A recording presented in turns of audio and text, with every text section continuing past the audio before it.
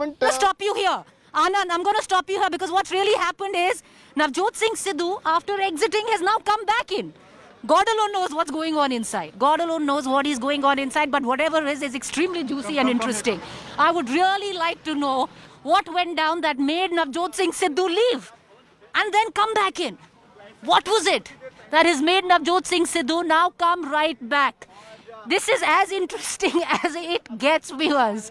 You know, everybody is foxed. The press doesn't know what happened. Most of these MLAs who were loyalists to Sidhu left after Sidhu because they didn't want to be stuck there alone with the captain. They left after Sidhu. And now Sidhu's come back after 5 minutes of leaving. Manjeet, what in the world is going on? What made Sidhu leave? What made him come back? What are your sources telling you? What happened inside?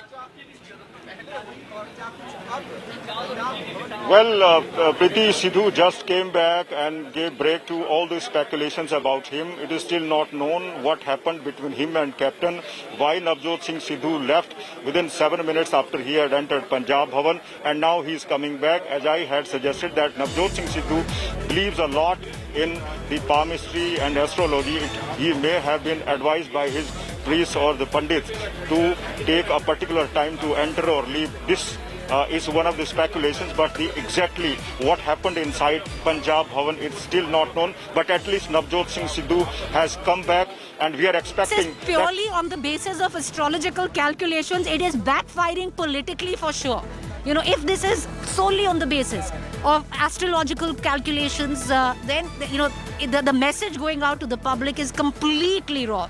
Because nobody quite understands what went down inside that. In 7 minutes of Captain Amarinder Singh coming in, Navjot Singh Sidhu decides to leave.